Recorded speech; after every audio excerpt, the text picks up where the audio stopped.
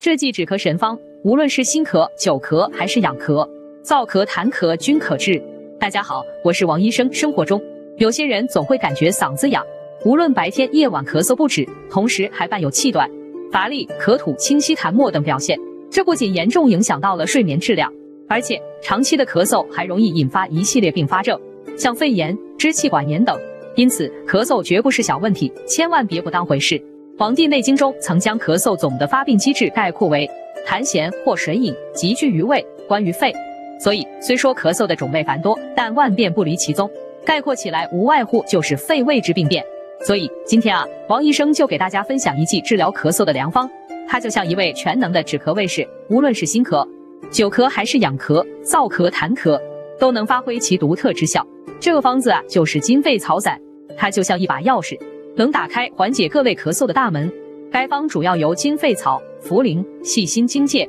姜、半夏、桔梗、前胡、麻黄、甘草组成。那如此平淡无奇的方子，为什么会有如此显著的效果呢？方中金沸草是当之无愧的主角，它味苦辛咸，性微温，归肺脾胃大肠经，是玄附花的精液。中医里常说诸花皆生，玄附独降，所以它有着降气化痰、行水止呕之效，能够降肺气和胃降逆、祛痰饮，并且辛能发散，能够宣散肺气以达皮毛，这样一降一宣，肺里的痰浊清理出去，让肺气顺畅的下降，咳嗽自然就减轻了。除此之外，咸能入肾，它还能够引肾气下行，使得积滞的痰涎、水饮通过大小便的方式排出体外，从而不再上逆犯肺。可以说，这金沸草能够打通了肺脾肾三焦，而荆芥呢，能够发汗解表散风，帮助驱散入侵人体的风寒之邪，让身体的毛孔打开，把邪气排出去。前胡既能降气化痰，